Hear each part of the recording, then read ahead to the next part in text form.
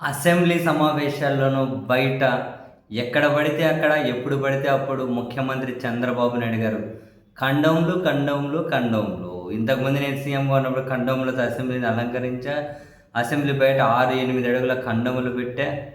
ఈ కండోమ్‌ల గురించి మాట్లాడుతూ ఉంటే ఈ ఈరోజు మీడియాతో మాట్లాడిన మాజీ ముఖ్యమంత్రి వైఎస్ జగన్మోహన్ రెడ్డి గారు, "అయ్యా చంద్రబాబు, నీ కండోమ్‌ల సంగతి దేవుడెరుగు.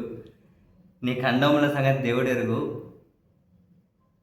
ఫస్టు ఆ ఎన్నికల మేనిఫెస్టోలో చెప్పావు, కళ్యాణ లక్ష్మి కింద కొత్తగా పెళ్లి చేసుకునే ఆడబిడ్డలకు ₹1,00,000 ఇస్తానని. ఫస్ట్ ఆ ₹1,00,000 ఇవ్వు సామి నువ్వు. 3 బడ్జెట్లు ప్రవేశపెట్టేసావు. ఫస్ట్ ఆ ₹1,00,000 ఇవ్వు. ఇంకా ఈయనంట ముగ్గురు నలుగురు పిల్లలు కనుక పుడితే ఒక్కొక్కరికి 25,000 డబ్బులు ఇస్తాడట. ఈ చెప్పిన దానికే దిక్కు లేదు. మళ్ళీ ఇంకేదో చేస్తాడట. అప్పుడు పిల్లలు ఎక్కువ మంది పుట్టిస్తే అట 25,000 ఇస్తాడట. కానీ ఈయన కళను అభినందించాలి. కళ్ళు ఆర్పకుండా అబద్ధాలు చెప్పే కళ. ఎక్కడో కొందరికి ఈ కళ అబ్బుతుంది.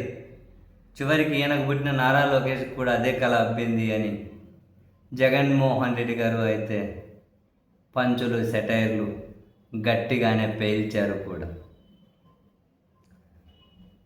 అండ్ అదే సమయంలోనే మేనిఫెస్టోలో చెప్పి ఏమేం మాట తప్పారు, ఎలా ప్రజలను మోసం చేశారు, ఈ వివరాలని ఆధారాలతో సహా తెలుగుదేశం పార్టీ మేనిఫెస్టోని చూపించుకుంటూ ఏమేమి ఎగ్గొట్టేశారు, ఏ విధంగా మోసం చేశారు, మధ్యలో చంద్రబాబు నాయుడు గారు ఎన్నికలకు ముందు ఏం మాట్లాడారు, అధికారం వచ్చిన తర్వాత ఏం మాట్లాడారు, ఇవన్నీ తేడా చూపించుకుంటూ నాడు నేడు అని మొత్తం మీద జగన్మోహన్ రెడ్డి గారు అయితే చంద్రబాబు నాయుడు గారి ప్రభుత్వ వైఫల్యాల నుంచి, మాటిచ్చి తప్పిన దగ్గర నుంచి, మోసాల దగ్గర నుంచి, బిల్డప్ బాబాయ్ అనబడే వాళ్ళ దగ్గర నుంచి, కళ్ళారపకుండా చెప్పే అబద్ధాల నుంచి, అసెంబ్లీని కూడా మోసం చేసే ఈ అబద్ధాలు, ఈ మొత్తం విషయాలన్నింటినీ జనం ముందుకు వచ్చి తీసుకొని వచ్చి ఈ విషయాల మీద జనం చర్చించాలి అని అయితే జగన్మోహన్ రెడ్డి గారు కోరుకుంటూ ఉన్నారు.